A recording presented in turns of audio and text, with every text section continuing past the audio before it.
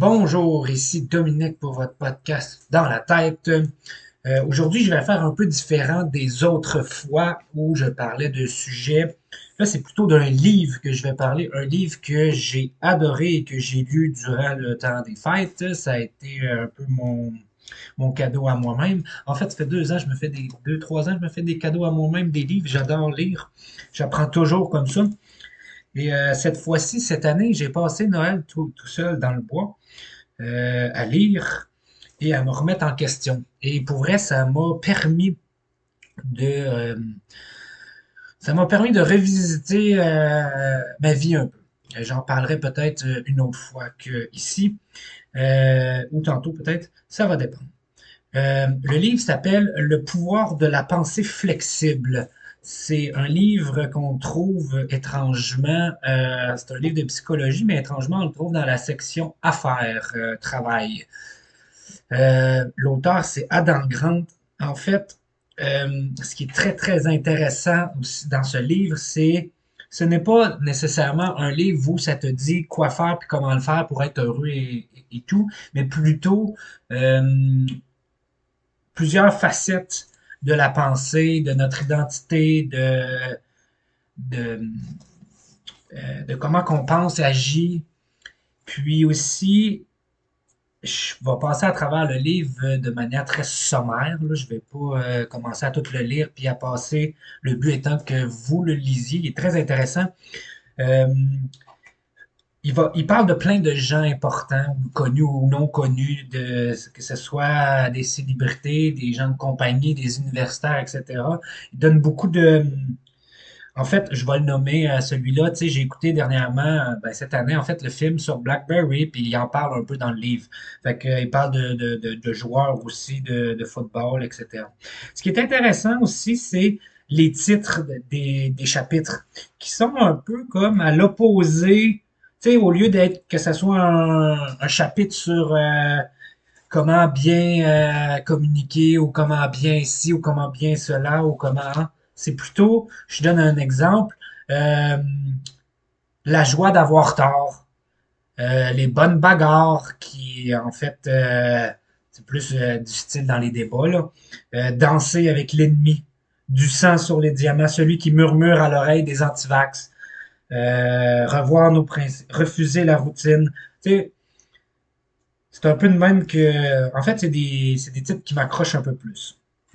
Comme, comme premier sujet, en fait, qui est intéressant, c'est, il parle, dans le premier chapitre, de le prédicateur, un procureur et un politicien et un scientifique cohabitent dans notre tête. Qu'est-ce que cela? Dans le fond, il dit que la plupart d'entre nous tirons une grande fierté de nos connaissances et de notre expertise. C'est vrai, ça touche notre ego, ça valorise, on se sent reconnu, donc euh, ça fait en sorte qu'on se sent content et on se sent heureux. Ça fait un peu un lien ici avec les émotions. Vous allez voir, il y a toujours des liens avec les émotions. Comme du fait de rester fidèle à nos convictions et à nos opinions. Une telle attitude est fondée dans un monde stable où l'on est récompensé de croire en ses idées. Le problème est que nous vivons dans un monde qui change rapidement, où il est nécessaire de consacrer autant de temps à réexaminer ses idées qu'à les concevoir. Moi qui travaille des fois aussi dans les écoles et ailleurs, euh, je n'ai pas le choix, dans le fond, de prendre le point de vue de plusieurs personnes. Puis même si j'arrive avec mes propres idées, mes propres connaissances, une fois qu'ils sont mis sur la table avec d'autres gens, le but d'une discussion de groupe étant, puis des fois on travaille avec des organismes externes, étant, et les parents et l'enfant ou la personne aidée, est de se remettre en question ensemble pour en trouver une meilleure solution. Parce que plus il y a de monde autour d'une table, souvent, et plus ça va être difficile de trouver un accord. Parce que chacun va penser qu'il a raison. T'sais. Puis, je donne l'exemple d'un prof qui a une idée, moi qui ai de la relation d'aide, qui a une autre idée, les services externes, que les autres vont travailler autre chose, puis ils vont avoir d'autres idées. Et le but étant de mettre puis des directions que les autres sont plus dans aussi dans d'autres sortes d'idées, tu sais, et les parents et l'enfant. Fait que là, il faut trouver comment, dans le fond, ensemble, mettre nos idées en commun puis être d'accord quand même. Fait que c'est un peu ça. La tâche n'est pas facile car les convictions que nous entretenons tendent à devenir plus extrêmes avec le temps et à s'enraciner plus profondément. Dans un place, il parle ici, tu sais, justement, quand on parle de faire changer des institutions, faire changer des affaires, changer une société, il y a tout le temps l'espèce de phrase qu'on dit, si c'est un gros paquebot, c'est long à faire changer.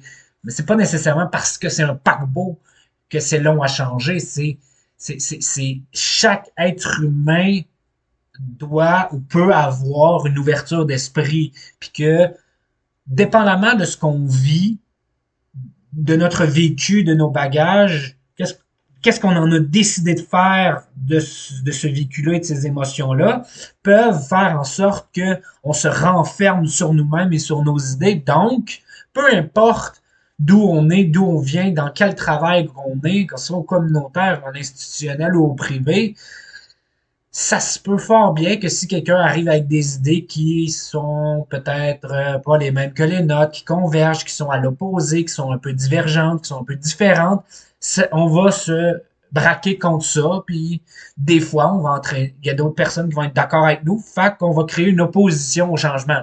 Puis ça sera pas parce que c'est un gros paquebot, même quand c'est petit, des petites entreprises ou des petits, des fois, le changement est quand même long parce qu'on prend du temps.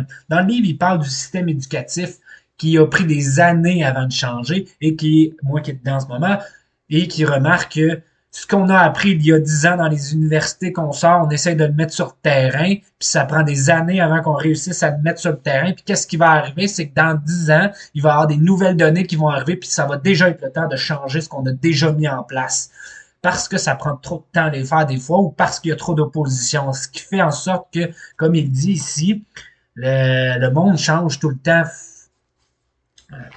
Puis là, plus loin, nous sommes prompts à remarquer aussi, puis là, aussi quand on est une personne qui veut défendre ses idées, qui se sent un peu menacée, ici, parce que il y a une partie que quand les idées divergent de nous, l'être humain étant un peu ce qu'il est, une partie du problème de s'enfermer dans soi ou s'opposer, c'est que on a des égos qui sont fragiles. Euh, Parce que, ben, dans le fond, à cause de notre vécu, puis aussi de notre construction de notre identité. Je reviendrai un peu plus tard sur ce point-là. Mais tu sais, euh, les personnes qui se créent une identité à travers ses idées, à travers ses croyances, va automatiquement en fait, plus il se sent fragile et menacé, plus il va tasser l'information ou l'idée ou la croyance autre parce qu'il ne veut pas ressentir le malaise en dedans de lui. Il ne veut pas être confronté à lui-même, à sa souffrance ou à ses affaires. Ce qui fait que on va quand même, en tant qu'être humain, être rapidement, on va remarquer les erreurs des autres ou qui devraient reviser leur jugement eux-mêmes ou leur idée est pas bonne. Nous n'hésitons pas à remettre en cause l'avis de spécialistes en médecine en allant chercher un second diagnostic, tu sais, ou parce qu'il a fait une erreur. Moi, j'en ai vu des rapports de professionnels parce qu'il avait fait des fautes de français, tu sais, ou parce que il s'était trompé de nom une fois. Ben, ça veut dire que tout le travail qu'il a fait est tombé à l'eau. C'est un dé. Tu sais, tout le rapport va aux poubelles. Je ne te crois pas parce qu'il y avait une petite erreur. Mais c'est très dur pour l'humain lui-même de reconnaître sa propre erreur à lui. Donc, c'est un peu ça qui arrive. C'est qu'on se referme, on se protège, puis on attaque l'autre, en fait. T'sais, l'autre fait une erreur, on la remarque. Mais tu sais, c'est une manière un peu se, de se distancer de nos propres erreurs qu'on veut pas remarquer, qu'on veut pas faire face. Malheureusement, lorsqu'il s'agit de nos propres connaissances et opinions, nous privilégions souvent le sentiment d'avoir raison par rapport au fait d'avoir raison. Tu vois, ici, la grande différence, on revient à ce que j'avais déjà parlé précédemment dans d'autres podcasts, c'est l'émotion. j'ai le sentiment que j'ai raison et non je crois avoir raison. C'était l'émotion et la pensée, c'est deux choses différentes, mais des fois on a de la misère à la dissocier. Au quotidien, nous établissons de nombreux diagnostics de notre propre cru, qu'il s'agit de déterminer qui nous allons recruter ou avec qui nous allons nous marier. Nous devons développer l'habitude de nous faire une seconde opinion. Un peu sur tout, finalement. Chaque fois que nous endossons une identité particulière et utilisons un ensemble d'outils distincts, nous pensons en mode prédicateur. Là, ici, on explique un peu c'est quoi. Le prédicateur, c'est lorsque nos croyances sacrées sont menacées, nous délivrons alors des sermons pour défendre et promouvoir nos idéaux. Euh, Ce qui veut dire, dans le fond, qu'on fait la morale aux gens. T'sais. Puis on va chialer, puis on va argumenter sur le fait que nous, c'est mieux. Nous revêtons le costume du procureur quand nous identifions une faille dans le raisonnement d'autrui. Donc là, on va aller dans le jugement. Là, on va attaquer l'autre parce qu'on a trouvé une erreur, on a trouvé une faille. Il y en a beaucoup qui sont très bons pour trouver les failles des autres, mais comme ça les empêche de se regarder soi-même. Donc, on accuse l'autre, on va l'attaquer, on va être dans l'autre. Par la suite, nous présentons nos arguments afin de prouver à l'adversaire qu'il a tort et de gagner l'affaire. Nous nous glissons dans la peau d'un homme politique quand nous cherchons à conquérir un public. Nous faisons campagne et militons afin d'obtenir l'adhésion de nos concitoyens. Le risque est de nous prendre à notre propre jeu, prêchant la bonne parole, attaquant ceux qui ont tort et militant pour obtenir la faveur des autres au point de ne plus se préoccuper de reconsidérer notre point de vue. Donc ici, la grande différence, c'est que, en le fond, le procureur, lui, c'est ça. On va trouver la faille, puis on va trouver des arguments pour démolir un peu l'autre avec nos arguments pour gagner. Tandis que quand tu es un politicien, tu vas justement aller chercher l'opinion des autres, tu vas aller chercher la cause, tu vas aller genre, gars, tu vois, là, il y a beaucoup plus de monde qui croit à la même chose que moi, que toi. Mais il faut jamais oublier que ce n'est pas parce que tout le monde croit une chose que ça veut dire qu'elle est nécessairement vraie.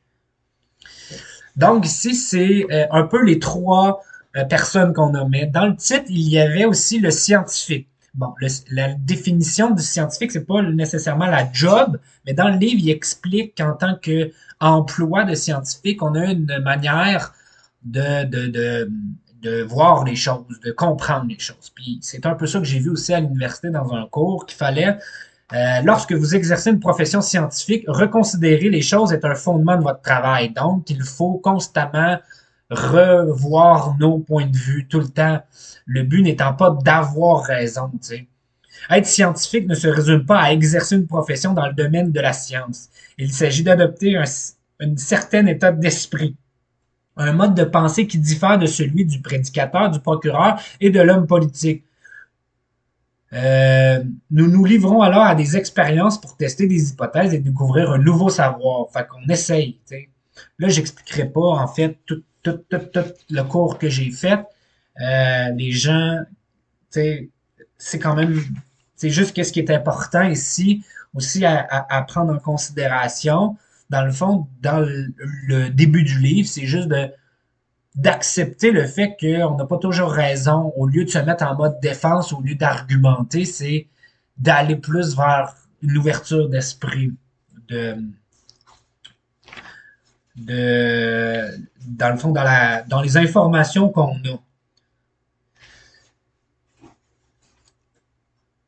Euh, Suite à ça, je reviens sur le point de nos égos fragiles, puis qu'on va effacer l'information qu'on trouve menaçante. Nous ne savons pas, dans le fond aussi, le côté scientifique, c'est de garder que nous ne savons pas grand-chose. On ne sait pas grand-chose finalement. Puis souvent, les choses les plus agaçantes qu'on dit au lieu de reviser notre point de vue. Puis ça, je l'ai entendu des millions et des millions de fois. Excusez-moi un peu, mes idées se bousculent dans ma tête. Je me suis fait un plan, là, je fais une parenthèse, je me suis fait un petit plan, mais Je le suis pas toujours, fait que je pars d'un point, puis là, j'essaie dans ma tête de revenir à non, fais-le en ordre, tu sais, va pas d'un point à l'autre, là, sinon je vais finir par vous mêler. Fait que je vais revenir, je reviens à l'information du livre. Les choses les plus agaçantes qu'on dit au lieu de réviser de son point de vue. Puis ça, c'est des phrases qu'on entend partout, surtout au travail. Je l'ai entendu des milliards de fois, mais aussi en consultation, je peux l'entendre des fois. Mais on l'entend quand même un peu partout. On peut même le lire des fois dans le journal euh, pour ne pas justement changer d'idée. C'est plate, moi, vous le voyez pas, mais moi j'ai un graphique là. Puis la première, en fait, la première que les gens disent le plus souvent, c'est comme ça qu'on a toujours fait. Fait que parce qu'on a toujours fait de même, on changera pas rien. La deuxième, c'est trop compliqué, puis on va pas perdre du temps avec ça. On va perdre trop de temps. Ça, je l'entends aussi souvent. L'autre qu'on peut entendre, mais un peu moins des fois, mais des fois, on l'entend, ce n'est pas ce que me montre mon expérience. C'est pas ce que j'ai vécu, c'est pas ce que j'ai vu. Puis le dernier, cela ne marchera jamais ici. Et on est dans une école, là, c'est pas la place pour ça, ça fonctionnera pas. Là, on est dans tel endroit, là, ici, on est dans notre culture, là, ça passera pas. C'est souvent des phrases toutes faites qu'on utilise pour se défendre, justement, ou pour justifier le fait de ne pas changer. Puis c'est pour ça qu'ici, ils disent après la suite, dans le fond, c'est de garder en tête que, dans le fond, on ne sait pas grand-chose. Si on peut devenir expert dans une seule chose, mais je pense qu'il est important de toujours garder en tête qu'il existe tellement d'affaires, de connaissances, qu'il est impossible d'avoir une opinion et de tout savoir sur tout. Puis que même si on est expert dans une chose en particulier, on continue d'apprendre. Puis des fois, il y a des modèles, des informations d'un autre domaine qui peuvent s'inter-influencer ou s'inter-relier ensemble, qui viennent un peu modifier euh, des choses. Je prendrais ici, mettons, tout le côté, mettons, relation d'aide, mais qu'on peut aussi apprendre des choses sur l'éducation, mettons. On peut mélanger les deux ensemble, ça va un peu ensemble, mais on peut aussi mettre de l'autorité. On peut mettre un peu plus parce que euh, de comprendre des fois des informations dans une autre sphère, une autre branche du savoir qu'on mélange à celle qu'on a déjà peut nous amener à penser autrement au lieu de juste focuser sur une affaire. Tu sais, c'est comme moi, je parle beaucoup des émotions en ce moment, puis je pense que j'ai été chercher beaucoup d'informations là-dessus, mais je ne vais pas que lire ou prendre des informations sur ça. Je vais aller en chercher un peu partout à la fois et faire des liens avec celle que je travaille le plus souvent, celui des émotions, justement. Puis je réussis quand même bien à faire des liens. Fait que dans le fond, moi j'ai un graphique dans ma face que vous voyez pas, c'est ce que je sais. Puis là, ce que je sais savoir, c'est un tout petit point. Puis par-dessus, il y a un plus grand cercle qui est ce que je sais. Là, ici, la différence, c'est ce que je sais savoir. Dans le fond, c'est ce que je pense que je sais. Le deuxième point, c'est ce que je sais vraiment. Le troisième, c'est ce que je pense savoir. Allez, je l'ai répété deux fois, je m'excuse, je me suis trompé. Je recommence. Le premier point, c'est ce que je sais savoir. Là, on est certain de savoir quelque chose. Le deuxième, c'est ce que je sais. Et le troisième, c'est ce que je pense savoir. Ça veut dire que on pense en savoir plus qu'on sait vraiment. Puis l'autre, il est beaucoup plus gros, le cercle, c'est ce que je ne sais pas. Parce que c'est impossible de savoir. C'est juste, dans le fond, cette information-là, ce point-là, c'est juste de le garder en tête. Il y aura toujours quelque chose à apprendre, peu importe à quel point on se sent expert ou on se sent confiant de quelque chose. Puis là, ici, je vous le dis, le mot confiance, se sentir confiant, gardez-le en tête, on va revenir un peu plus tard là-dessus. Avoir tout, savoir tout nous aide à avoir, hey, je m'excuse, mes mots là, avoir tort en fait, nous aide à apprendre quelque chose de nouveau. Et cela crée de l'ouverture à l'autre. Dans le fond, c'est parce qu'il y a un chapitre, comme je vous ai dit tantôt, qui s'appelle La joie d'avoir tort. Ne pas croire tout ce qu'on pense est excitant. Puis dans le fond, ici, ce chapitre-là parle, je vais pas passer beaucoup de temps là-dessus, mais c'est surtout lié au fait qu'on crée, et c'est là qu'on rentre dans l'ego un peu de tantôt et de l'identité, c'est qu'on comment on crée beaucoup d'attachement à nos pensées, à nos idées, à nos opinions, à nos croyances. Puis en lui créant cet attachement-là, on les colle un peu à notre identité en tant que personne. Qui suis-je moi? Ce que je pense, je le suis. Un peu comme je pense donc je suis là. Mais tu sais, aujourd'hui, on n'est plus à la même époque que quand euh, Descartes avait dit cette phrase. Tu sais, on n'est plus à la même époque, on n'est plus à ce moment-ci. Ce qui fait que plus on s'attache et plus on croit que ce qu'on pense, c'est nous, on va se sentir encore tellement plus menacé lorsqu'une information va venir déranger nos croyances. Donc, on va la défendre encore plus. Et c'est là l'importance, c'est de rester ouvert et de prendre l'information qui nous dérange. Un peu, là, ici, je vais faire des liens, tu vois, un peu comme l'anxiété. Tu sais, les gens ont peur. Puis souvent, ben, l'anxiété et la peur, une des bonnes façons de passer à travers, ce qu'on dit, c'est d'apprendre à ouvrir, dans le fond, notre... voyons, j'ai oublié le mot juste parce qu'il faut que je vous le dise.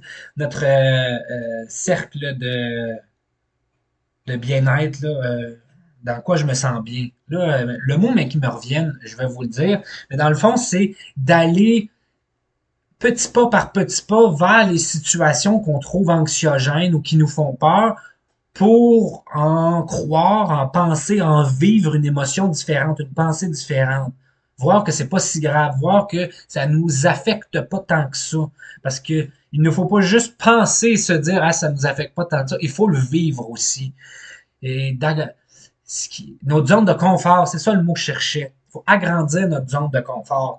Fait que pour ça, il y a ce qu'on appelle une zone de peur. Mais il faut aller dans cette zone de peur-là pour l'agrandir. Puis il faut le faire plusieurs fois, mais à petits pas. Fait que c'est un peu la même chose avec les informations qui nous dérangent dans nos idées puis nos croyances. Il faut aller les consulter, il faut aller les voir, il faut aller les entendre sans se fermer. On n'est pas obligé d'être d'accord, mais simplement être capable de les lire, de les recevoir, de les prendre.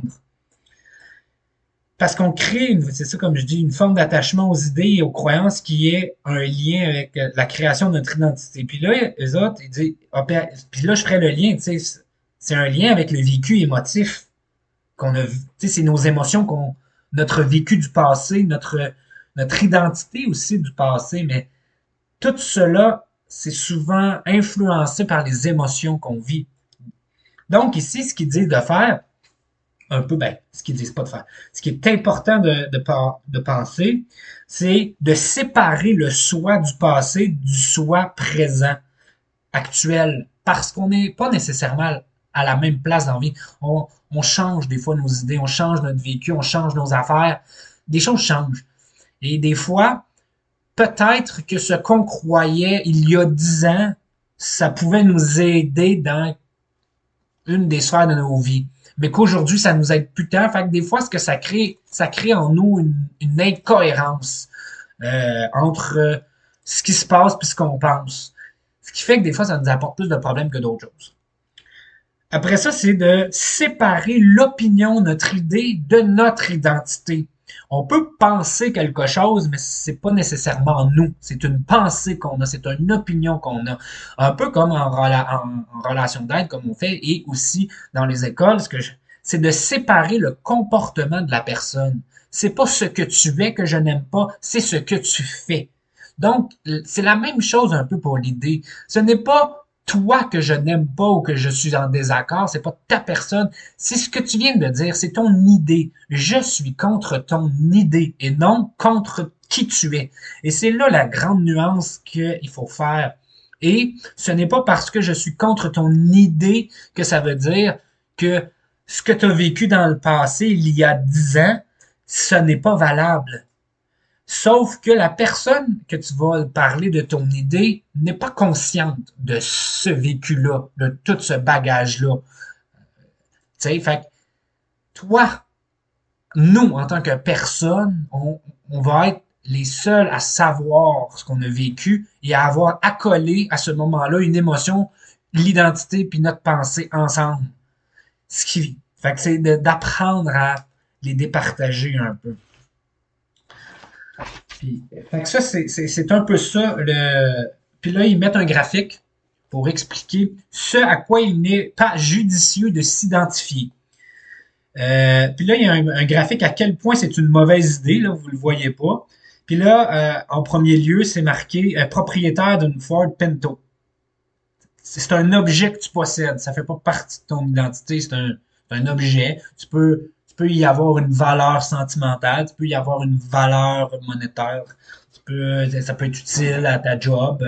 Ça peut être parce que tu trouves ça beau. Ça peut être, tu peux avoir plein d'idées, mais c'est pas parce que tu es propriétaire d'une voiture X que ça veut dire que ça, c'est toi. Et ça, beaucoup de gens font cette erreur-là, surtout dans la société de consommation qu'on a.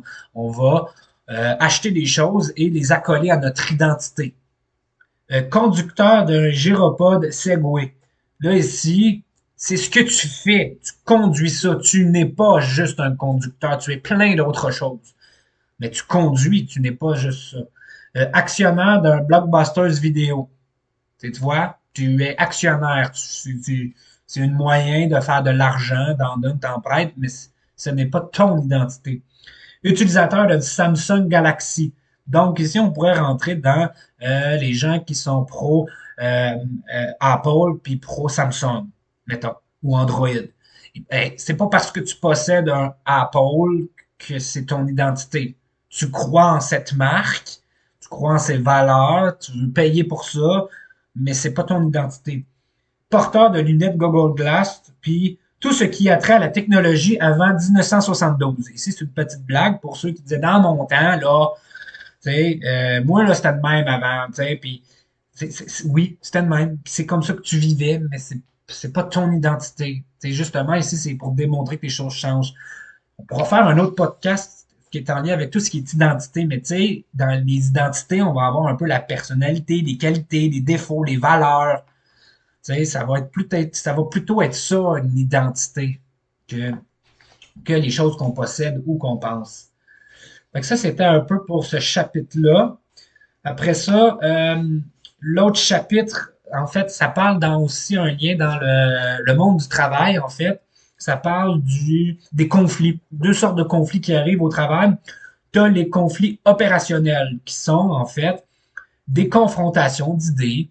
Par exemple, qu'il faut engager, comment qu'il faut faire les choses, dans quoi faudrait investir, qui devrait faire quoi, etc. Là, à quelle heure devrait passer, quel horaire devrait-on construire. Fait que là, ici, on est en conflit opérationnel. Puis ça, c'est correct parce que c'est là où les choses vont bouger, où on va trouver des consensus, où on va trouver des idées, où on va essayer d'améliorer les choses. Puis là, il explique un peu ils font des parallèles un peu avec plein de sortes de personnes qui ont travaillé ensemble, puis qu'ils se pognaient souvent, mais c'était jamais personnel. Ça faisait en sorte qu'ils travaillaient bien ensemble, puis ils travaillaient mieux.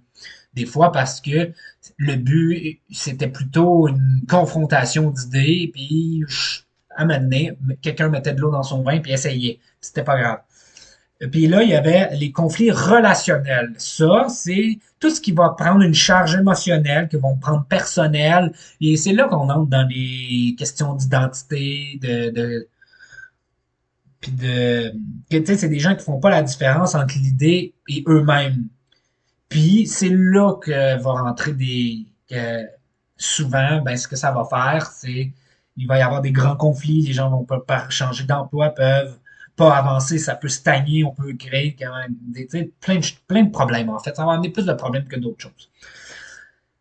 Fait qu'ici, dans le fond, dans ce chapitre-là, c'était surtout pour parler de tout ça. Puis là, il parle aussi de ceux qui ils veulent plaire à tout le monde. Ici, l'exemple, l'information est simple. Si tu veux plaire à tout le monde, tu vas plaire à personne à la fois. Si tu veux faire plaisir à tout le monde, puis faire ce que tout le monde veut, au bout du compte, soit tu vas finir vraiment brûlé, ou soit que personne va être content au final. Et il y a aussi le pourquoi j'évite les conflits. Ben, souvent, des fois, les gens, ben, ça va économiser du temps. D'autres vont se dire, cela peut sauver une amitié. Oui et non à la fois. Là, tu vois, ça va être une idée. Pour moi, une vraie amitié, c'est quelqu'un qui va être capable de prendre les conflits, qui va être capable de prendre la divergence d'idées, puis qui va être capable de d'avoir, même si on se chicane, même si on se pogne, on va être capable de se parler par la suite. Tu sais. Puis là, je reviens à pourquoi j'évite les conflits.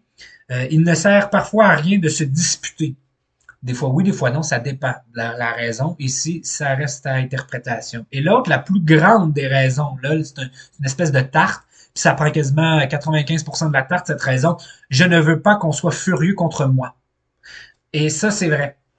Il y a beaucoup de gens qui... j'en entends beaucoup. Vraiment beaucoup, beaucoup. Là. Fait que c'est un peu ça qui explique dans ce chapitre-là. J'irai pas plus en profondeur pour ce qui est de ce chapitre. Mais dans le fond, ce qu'ils disent aussi, c'est d'être d'accord sur des désaccords. Parfois, ça peut aider à juste faire tomber la poussière. Tu sais. Surtout si on le prend personnel. Des fois, c'est mieux de s'éloigner un peu. Un autre point, c'est un autre chapitre. Le chapitre, c'est danser avec l'ennemi. Comment remporter les débats et influencer les autres qu'on parle ici. Je rentrerai pas dans les détails non plus parce qu'il parle d'un débat, ça, au début du chapitre, il parle d'un débat, puis là, je vais pas vous vendre le punch, entre deux personnes qui parlent d'octroyer des financements pour les services à la population, là, les services sociaux, l'aide aux gens dans un. Puis là, il y a un débat là-dessus. Là, je vous invite de lire le débat. Puis il parle aussi de la scolarisation gratuite ou pas, puis des services dans les écoles. Ce qui est important ici, ce que ça dit, c'est que des fois, durant les débats, excusez-moi pour les pauses, c'est parce que des fois, quand je fais une parenthèse, des fois, je fais des pauses pour reprendre mon idée, pas aller trop vite et être perdu. Je reformule mon idée dans ma tête, puis après ça, je repars. Là, je reviens à la suite du chapitre. C'est que peu importe c'est quoi le débat ou l'échange d'idées ou la conversation, des fois, des gens se forgent une idée avant même d'avoir entendu c'est quoi les informations ou l'argumentaire ou les opinions. Tout de suite, ils n'écoutent pas, puis l'idée est faite d'avance. Voici c'est ce que je pense, voici ce qui serait mieux. T'sais, puis le principe d'un débat ou d'un échange d'idées, c'est d'écouter ce que les autres ont à dire, puis après ça, amener ton point en lien avec ce que l'autre vient de dire, et non juste en lien avec ce que toi tu penses dès le départ. Puis ça dit aussi que lorsque nous voulons convaincre, nous adoptons souvent une approche d'ennemi. On est des antagonistes, on est opposés. Ce qui fait que, à la place d'être ouvert à l'autre ou de comprendre, on va tout de suite, on va dire, je vais le dire en bon temps, on va s'obstiner, on va argumenter. Tu sais, on n'écoutera pas ce que l'autre, on a tout de suite préparé notre idée, puis tout de suite on se met à l'attaque. Puis ce qu'il dit, c'est que ça serait, dans le fond, plus utile de considérer le point de l'autre, dans le fond. Plus tu vas poser des questions, dans le fond, euh, des questions ouvertes qu'on appelle, pour comprendre le point de vue de l'autre, plus ça va être facile de le comprendre, mais aussi de ton côté à toi, plus ça va être facile de discuter, d'échanger, au lieu de puis là, c'est parce qu'il parle aussi du fait que des fois, les gens vont juste pitcher des études ou pitcher des chiffres comme ça pour prouver leur point, mais le but, c'est pas de prouver un point tant que ça, tu sais. Puis là, il montrait que entre les négociateurs qui sont habiles et des négociateurs moyens, ben, les négociateurs habiles, il y avait 38% de plus de terrain d'entente entre ben, la négociation que ceux qui le faisaient pas, ben, qu'il y avait en fait un négociateur moyen. Puis là, il calculait le nombre d'arguments donnés. Un négociateur moyen va donner en moyenne pour, là je me rappelle plus trop, mais pour un argument, il va en donner trois. Tu sais, tandis que L'autre, le négociateur Abel, va donner 1,8 arguments dans la conversation à peu près. Tu sais. Puis là, après ça, il parle de la spirale d'attaque-défense. Là, tu sais, on attaque l'autre, comme on connaît tous des débats politiques, là, ou qu'ils font, ou de la Chambre des communes, ou qui font juste ça, s'attaquer. Ben, tu sais, le négociateur moyen va faire une spirale attaque-défense à 6,3%, tandis que le négociateur habile va en faire 1,9%. Puis, il va poser 21, tu sais, dans la conversation, dans le fond, dans la négociation, il va avoir posé à peu près 21,3% de questions, tandis que l'autre 9,6%. Le but des questions, c'est que, dans le fond, ici, je vais rentrer un peu plus, on va le voir un peu plus loin, mais je vais y entrer tout de suite à la fois. Il y a un chapitre qui va parler un peu de l'entretien motivationnel que j'adore, que je suis un vendu complètement et que pas beaucoup de monde y croit parce que c'est pas nécessairement quelque chose de très concret. C'est pas un savoir technique, c'est un savoir-être. C'est comment qu'on est. Et c'est beaucoup dans la question, l'ouverture, la compréhension de l'autre, sans jamais entrer en confrontation, euh, ni en attaque. On va mettre en évidence des incohérences et des incongruences, mettons, dans ce qui se dit, puis ce qui se fait, ou, etc. Mais, puis on va y amener toujours, dans le fond, dans l'entretien motivationnel, on va amener les choix. Des choix, voici ce qui va arriver si il y a telle affaire, puis voici ce qui va arriver si tu fais tel autre choix. Maintenant, qu'est-ce que tu fais avec ça? T'sais? Puis c'est des bons choix comme des mauvais choix. T'sais, voici les avantages et les inconvénients. Mais on laisse toujours le pouvoir à l'autre. On est plus un guide, on est là pour l'autre. Là, je l'explique très grossièrement. Là. Je veux pas rentrer dans l'explication de qu'est-ce que l'entretien motivationnel tant que ça, parce que c'est pas le but ici. Mais sachez que ça existe et c'est très utile. Justement, dans le livre, je l'avais lu dans un article de journal pendant la pandémie, puis lui, il l'a repris. Et c'est le chapitre, celui qui murmure aux antivax. Fait que c'est un peu ça à l'oreille des antivax. Puis quand une écoute bienveillante motive le changement, c'est un peu ça l'entretien motivationnel, c'est d'amener un changement. Fait qu'ici, c'est un peu, puis ce que ça l'ajoute dans l'entretien motivationnel, c'est que plus on va essayer de convaincre quelqu'un, plus il va y avoir ce qu'on appelle la réactance psychologique. C'est-à-dire que plus on va enfoncer notre argumentaire, plus l'autre personne va se défendre, va se bloquer à nous et va vouloir défendre son point de vue, donc il va devenir de plus en plus grand. Ce qui fait que quand on se met en mode question, on fait descendre un peu les défenses de l'autre. Pas dans le sens de l'attaquer, mais dans le sens de il va nous faire un peu plus confiance, puis nous, on va y faire plus confiance parce qu'on va comprendre son point de vue et non dans le but de l'attaquer ou autre chose. Puis, dans l'entretien motivationnel, c'est un peu comme une danse. Puis là, dans le chapitre, ici, ça dit danser au même rythme que l'autre. Dans le fond, si on veut mieux comprendre l'autre, si on veut amener l'autre vers un changement ou vers quelque chose, il faut aller à son rythme, pas au nôtre, pas à celle de l'institution, pas à celle de l'organisation, plus au nôtre. Fait que ça, c'était un peu pour ce chapitre-là. Maintenant, un autre point. Là, c'est parce qu'on passe à un autre chapitre. On est dans du sang sur les diamants. Réduire les préjugés en bousculant les stéréotypes. Bon, ici, on est dans la rivalité, les animosités, ça existe dans à peu près tout. Mais elle existe car nous considérons comme une menace à notre identité.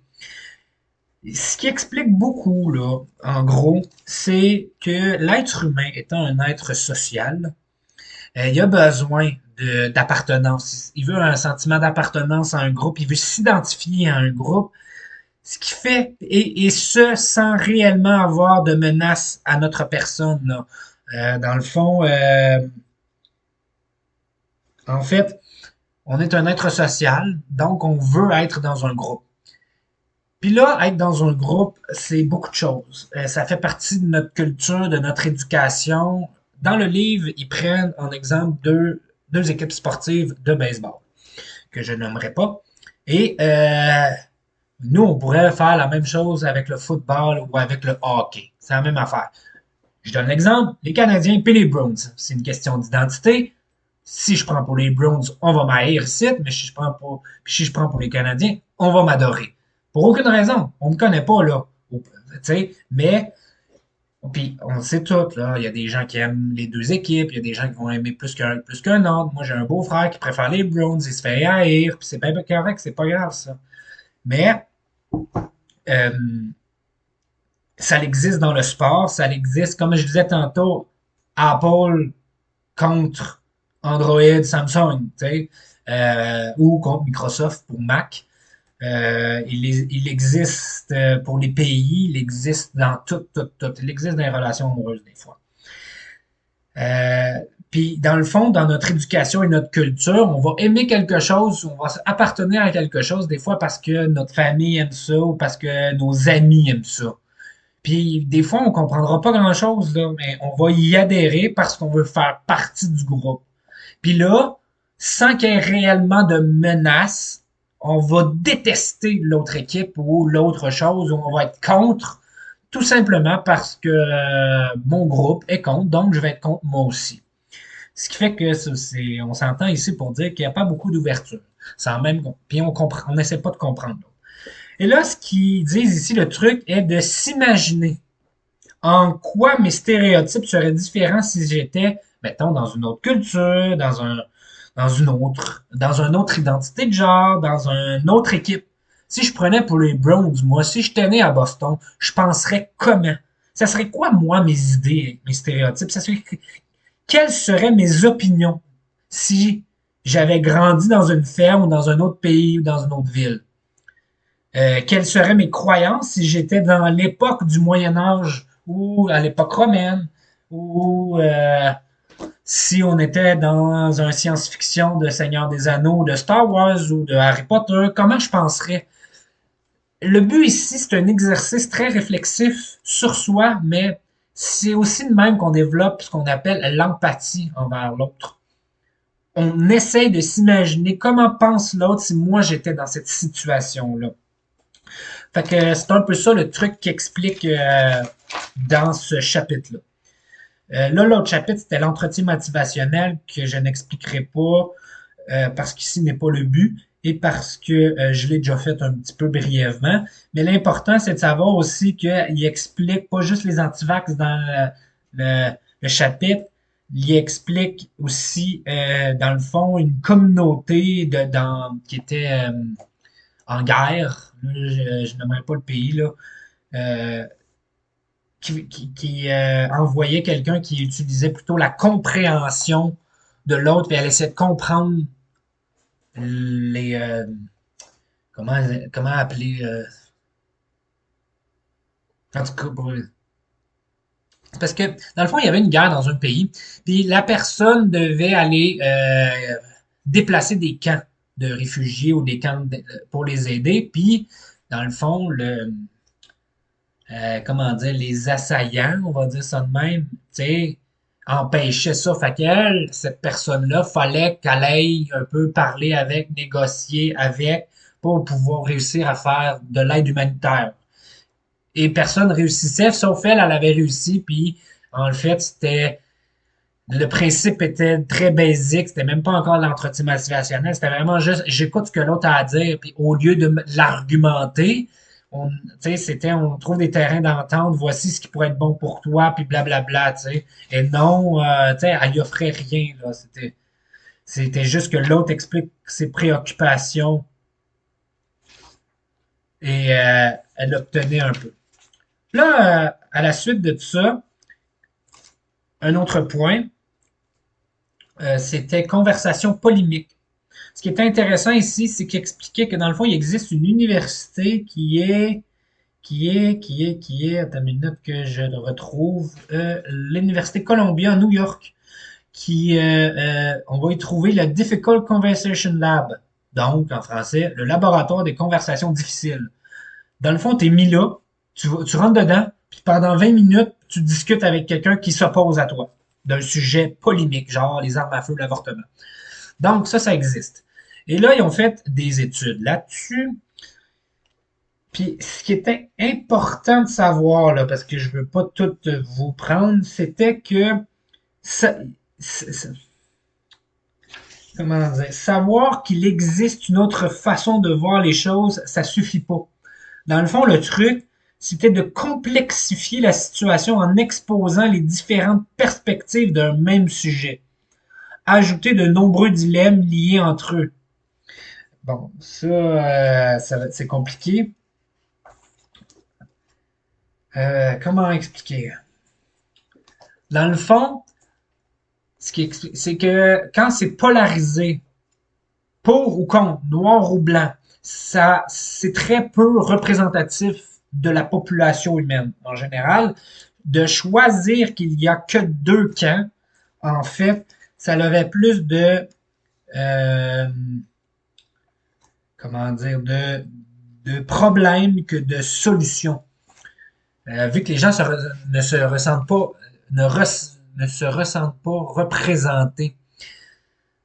Donc, au lieu d'expliquer un argumentaire pour ou contre cette idée, on essaie de nuancer le débat d'idées en complexifiant la situation, c'est-à-dire en ajoutant toutes les perspectives possibles du dilemme.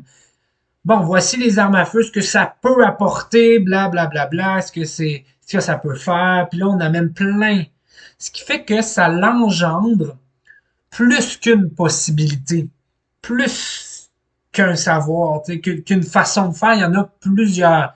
Donc, les gens se sentent plus concernés dans cette situation-ci. Il y en a qui se sentent plus représentés. Ce qui fait qu'au lieu de rentrer en guerre contre quelqu'un parce qu'il pense qu'il a une idée personnelle, ce que ça va créer un peu plus dans sa tête, c'est ça se peut que ça soit trop compliqué, fait qu'il ou il va peut-être plus chercher à comprendre, ou peut-être que ça va émerger quelque chose en l'autre de différent. Mais ça sera pas un contre l'autre, ce qui fait que dans un souper de famille, mettons, ben ça sera pas deux personnes qui s'ostinent devant tout le monde. Ça va être un échange multiple parce qu'il va y avoir plusieurs idées différentes, puis on va tous les partager. Fait que c'est ça que ça expliquait un peu dans ce chapitre-là.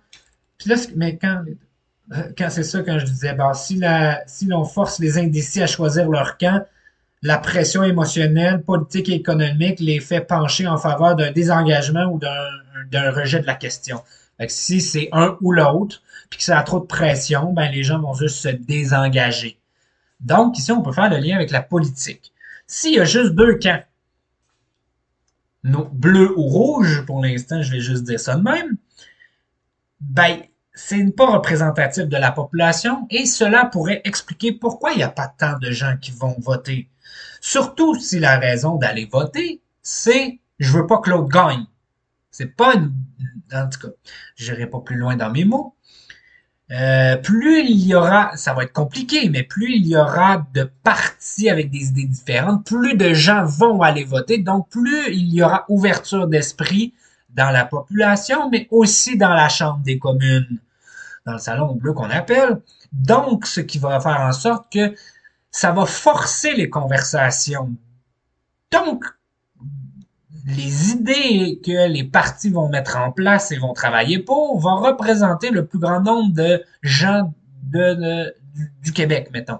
Ce qui fait en sorte que si une idée d'un parti n'émerge pas parce que l'autre est majoritaire, ben, si tous les partis étaient minoritaires parce que ça représente beaucoup plus le peuple, ferait en sorte que ça forcerait les conversations des idées, donc on serait obligé les partis seraient obligés de mettre en place des choses pour le peuple, même s'il y a un parti qui est majoritaire, parce que si on ne veut pas retourner en élection ou si on veut qu'il reste là, il est obligé de discuter avec les autres, ce qui fait que ben, on est obligé d'avancer finalement.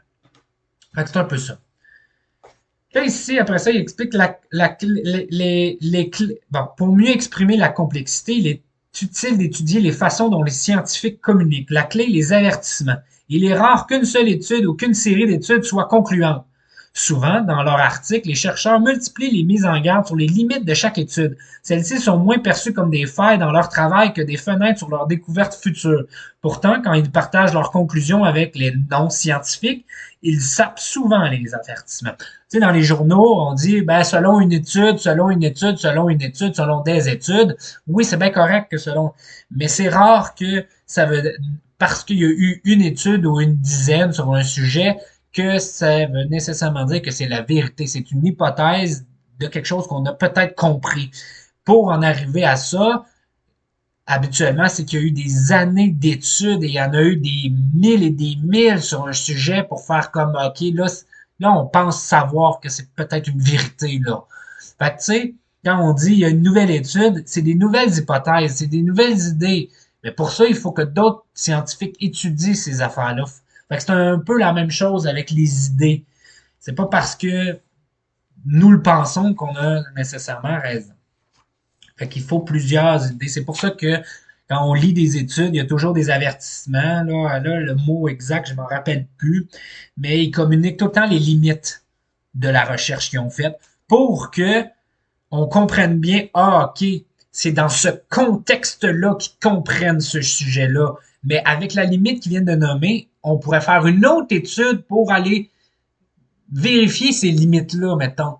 Tu sais, si c'était la limite, c'était pas la population ciblée était pas assez grande ou était juste uniforme ou le test n'était pas standardisé ou ils en ont fait qu'un au lieu de faire les quatre ou ils ont manqué de budget ou ils ont fait juste un pays ou juste une ville ou etc. Tu sais, ben ça veut dire que la prochaine étude va prendre en considération ces limites-là puis essayer de les travailler. Prochain point, je m'excuse, il est un peu long le podcast finalement, je pensais qu'il allait durer 20 minutes. Prochain point, faire des erreurs nous garde alerte. On apprend et cela nous garde ouverts à la nouveauté. Là, le prochain chapitre, ce qui parle dans le fond, c'est que le revoir nos principes, enseigner la remise en question du savoir. Dans le fond, ici, c'est que le cycle de confiance excessive, là, il parle ici des gens qui disent que la Terre est plate. C'est comme un cercle vicieux qu'on appelle. Mettons, Yahoo, je viens d'entendre que la Terre était plate. Excusez, j'ai raté. Je viens d'entendre que la Terre était plate. Il vient de l'apprendre. Je vais rejoindre des groupes de platistes parce que il a envie d'en apprendre davantage. Toutes les preuves que la Terre est plate sont là parce qu'il va chercher cette information-là. Parce que là, en ce moment, il y a un biais de confirmation, si je pense bien, si je me rappelle bien, qui va toujours chercher l'information qui veut lui plaire. On vit sur un genre de frisbee, pas une sphère. C'est une idée. Lui est en train de dire ça aux autres. Ma certitude énerve les gens. Ah. Il m'attaque, il me rabaisse. Je me mets donc sur la défensive. Là, ici, on peut prendre ce que je disais tantôt avec l'entretien motivationnel, mais aussi avec l'autre sujet, que si je me sens en défensive et attaqué, je vais croire encore plus en l'idée. Donc, le point plus suivant, c'est donc qu'il doit y avoir du vrai dans ce que je dis. Du coup, je suis investi encore plus. Je vais partager ça avec mon copain qui pense comme moi. Fait que là, je vais aller partager avec des gens qui croient comme moi. Donc, et ainsi de suite. Yeah, j'ai entendu encore plus d'informations sur... Et là, on tourne en rond. Le but ici, c'est de rester ouvert à faire des erreurs, puis parce que, dans le fond, rester ouvert à faire des erreurs nous aide à voir les choses autrement. Puis là, il parle ici que cette méthode fait partie d'un mouvement plus large visant à enseigner aux enfants à penser comme des fact-checkers. Puis là, les consignes, c'est dans une école qui ont fait ça. OK. Non pas toutes les interprétations sont considérées comme valides. Quand le fils d'un survivant de l'Holocauste est venu dans sa classe, une telle personne a dit à ses élèves que des gens niaient l'Holocauste et leur a appris à étudier les preuves et à rejeter ces fausses affirmations. Cette méthode fait partie d'un mouvement plus large. Bon, en suivant les consignes suivantes. 1. Interroger l'information au lieu de simplement la consommer. C'est ça. Parce que, tu sais, vu qu'on a des réseaux sociaux, on est bombardé constamment d'informations, Puis, vu qu'on est bombardé et que notre cerveau est limité dans ce qu'il peut faire, ben ça consomme quand même de l'énergie de consommer de l'information. Donc, au lieu de prendre l'électricité, puis on travaille, puis on fait tout plein de choses, puis d'aller s'informer, puis de confronter des idées, des fois, ben ça demande aussi de l'énergie, fait qu'on le fait pas. Donc, interroger l'information au lieu de simplement la consommer. Deux, rejeter la popularité comme facteur de fiabilité. C'est pas parce que tout le monde pense quelque chose que ça veut dire qu'elle est vraie. Trois, comprendre que le pourvoyeur de l'information n'en est généralement pas la source. Prends ici, par exemple, des livres ou des journaux. Ils vont prendre cette information-là ailleurs. Ça ne vient pas nécessairement juste d'eux. Le but ici est d'apprendre aux gens à interroger l'information, mais aussi à pas ce que ça vient juste d'eux. Ah, moi, je pense ça, fait que ça veut dire que ça, c'est vrai. C'est un peu ça le principe de ça. Puis là, il parle aussi que il parle aussi, tu sais, un peu, comment dire, euh, la réussite scolaire nécessite souvent de maîtriser de vieilles façons de penser. Bâtir une brillante carrière en exige de nouvelles. Dans une étude portant sur des architectes accomplis, les plus créatifs ont obtenu leur diplôme avec des notes moyennes. Ceux qui avaient été d'excellents élèves étaient si déterminés à bien faire qu'ils ne se risquaient à aucune remise en cause. Idem lors d'une étude sur des élèves qui se situaient en tête de classe. Les majors de promotion ont eu peu de chances d'être des visionnaires de demain. Traditionnellement, ils se coulent dans un système au lieu de le secouer. Donc, ici, ce que ça veut dire, et moi je me l'ai fait dire par des profs, surtout en relation d'aide, c'est pas parce que tu as des belles notes, c'est pas parce que tu auras des 100% que sur le terrain, tu vas être un bon intervenant. Parce que l'intervention, c'est une relation d'aide, c'est une relation d'être. Les notes, c'est un papier puis un crayon. Ou un ordinateur. Là. Puis je m'étais fait dire ça, tu sais, par des profs, mais c'est vrai, c'est pas parce que tu as des bonnes notes à l'école que ça veut dire que tu vas être quelqu'un de très bon au travail. Parce que des notes puis le travail, des fois, ce qu'on apprend à l'école, c'est bon, mais des fois, c'est deux choses, le monde du terrain. C'est pas tout le temps la même affaire. J'ai travaillé en cuisine avec des gens qui sortaient de l'école de l'hôtellerie. Ils étaient bons dans du savoir s'ils étaient capables de travailler dans un endroit où il n'y a pas de pression, pas de rush, puis qui peuvent suivre toutes les étapes qu'on apprend à l'école. Moi, j'ai vu des gens dans un bistrot, dans un restaurant, faire de 11h45 à 1h30 à peu près. Mais je te dirais que le plus gros rush était de midi à 1h. 120 couverts, 120 personnes. Dans un rush, ils sont pourris. Ils sont pas capables de servir. Pourtant, ils ont appris des techniques, là. Ils les ont toutes. Ils sont bons, là.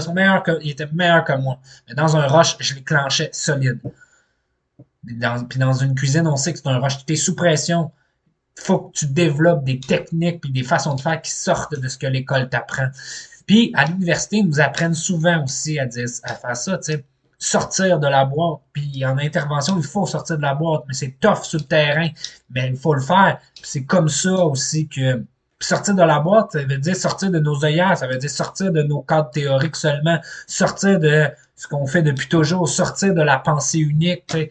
Là, j'en nommerai beaucoup. Mais c'est un peu ça que ça explique dans ce chapitre-là. Là, j'y vais aller dans presque le dernier chapitre, je crois bien. Refuser la routine, créer une culture de l'apprentissage au travail. Bon, ici, ce que ça dit, dans le fond, c'est je me trompe, donc j'apprends. Mais depuis le début, je le nomme. Euh, la sécurité psychologique pouvait-elle engendrer de la complaisance? C'est-à-dire, lorsque la confiance régnait au sein d'une équipe, ses membres n'éprouvaient pas le besoin d'interpeller les collègues ou de vérifier à deux fois leur propre travail. Ils n'allaient pas chercher rien, ils pensaient que tout était bien fait. Là, ils parlent de la NASA ici, là, qui pensaient tellement être confiants dans ce qu'ils ont fait, puis qu'il n'y avait pas d'erreur, que ça a donné une erreur.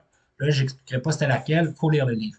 Mais c'est vrai que quand on est des fois beaucoup trop confiant de nous-mêmes, des fois ça apporte des erreurs. Mais le contraire est aussi mauvais. Si on doute beaucoup trop, on fait aucune action. Et si on fait aucune action, ben inévitablement, on n'engendrera pas d'erreur.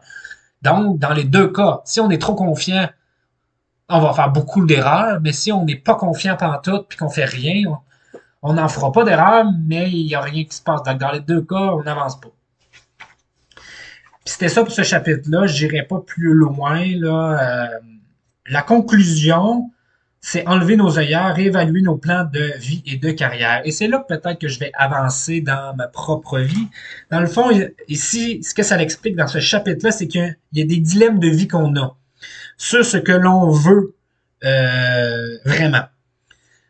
Des fois, par notre éducation ou par nos parents, on nous dit que je veux je voudrais aller dans la médecine. Puis en consultation, j'en vois plein. Là. Entre 18, 22 ans, j'en ai, là, puis c'est beaucoup, tu sais, de l'anxiété ou de la tristesse, de la peur, etc. Là, ça peut être un peu des sujets où que incohérence avec ce qu'ils veulent vraiment développer leur autonomie et leur propre vouloir et ce que les parents veulent d'eux ou imposent. Ou de ne pas avoir développé d'autonomie parce que les parents ont toujours décidé tout pour nous jusqu'à temps qu'on ait 20 ans, t'sais. Et des fois, ça vient un peu. Donc ici, il explique un peu de, moi, j'ai fait le chemin un peu tracé d'avance. On m'a dit de faire ça. J'étais bon à l'école, fait que j'étais allé en médecine parce que, mais j'ai rushé, j'ai trouvé que c'était de la merde, j'étais pas heureux. Je me suis remis en question. Puis, ben, en me remettant en question, là, pour me remotiver un peu, on va garder le cap, on va continuer vers quoi on veut. Puis là, un peu plus tard, arrive une autre crise. Et c'est quoi la solution? On va garder le cap. Et un peu plus tard dans la vie, arrive une autre crise. Et la solution, on va garder le cap. Tu sais, on ne change pas d'idée. On va rester pareil, puis on va avancer comme ce l'était. Ce qui va engendrer beaucoup de problèmes. Puis ça va pas nous convenir, pas en tout. Euh, Ça va nous faire vivre de la pression, puis ça va créer des incohérences des fois avec nos valeurs, avec la personne qu'on est, avec notre vie en entier, là. Puis, on peut regretter bien des choix parce qu'on n'a pas réellement décidé qu'on voulait ça. On l'a fait parce que ça faisait plaisir à quelqu'un, ou parce que c'était ça qui était le mieux, c'était plus intelligent. Ce qui fait que la décision est comme remise un peu dans les mains de quelqu'un d'autre et non dans les notes. Et ça peut engendrer de la peur, de l'anxiété, de la tristesse, de la pression, de l'incohérence et tout ça. Et c'est ce qui est arrivé un peu dans ma vie dernièrement. Et je suis en train de me dire que j'ai pas mal fait le tour d'avoir travaillé dans les écoles. Je l'ai fait pendant 8 ans. J'ai apporté ce que j'ai pu apporter. J'ai vécu de grandes frustrations, des écarts d'émotions, j'ai pleuré une couple de fois. Et puis c'est vrai que c'est ça qui est arrivé là pendant. C'est arrivé, je pense, 3 fois que j'ai voulu quitter le bateau. Là, je voulais sacrer mon camp, faire autre chose, puis je cherchais, puis je cherchais. Puis là, je me disais, ok, non, on va faire une année de plus, on va continuer, on va garder le cap. Et là, cette année, cette année, c'est la même chose qui arrive. Donc, je suis en train là, je n'irai pas dans les grandes explications, mais je suis en réorientation. Je change des choses. Je vais rester en relation d'aide, mais je vais quitter les écoles pour peut-être me donner un peu plus. Là, je vais commencer tranquillement, pas vite, à me donner un peu plus au podcast, justement, dans la tête, mais aussi à mes consultations privées et à d'autres projets de vie que je n'ai plus envie de repousser pour 2 choses. De repousser pour me donner toute mon énergie, à me requinquer, à vouloir redonner toute l'énergie à ma carrière professionnelle dans les écoles. Et la deuxième étant que, rendu à l'âge que je suis, il est temps que j'arrête de fuir la vie d'adulte.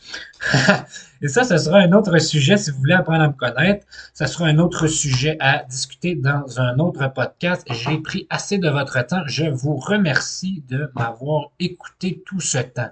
Et on se revoit à une prochaine fois.